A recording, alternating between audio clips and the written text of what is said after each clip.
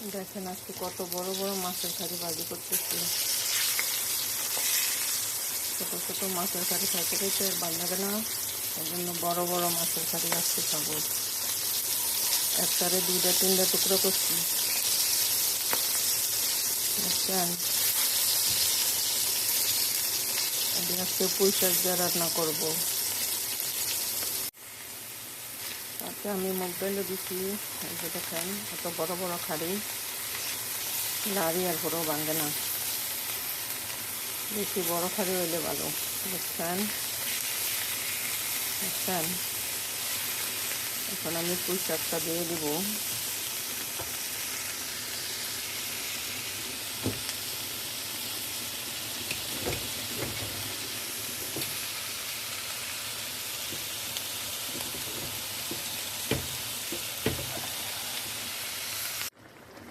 এই যে দেখেন আমার বড় বড় মাছের কারি ভাঙে নাই।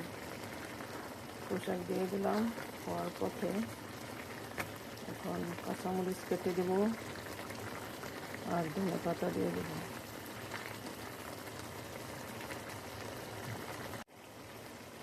এই যে দেখেন আমার বড় বড় মাছের কারি এখনো ভাঙেনি,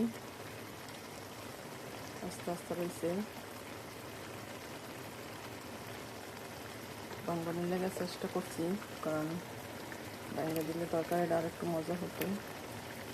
এই যে আমি ধনে পাতা দিয়ে দিলাম ব্লেন্ডার করে,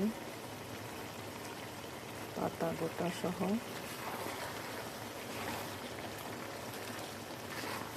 শেষ আমার রান্না, ডাল সিদ্ধ হয়ে গেছে।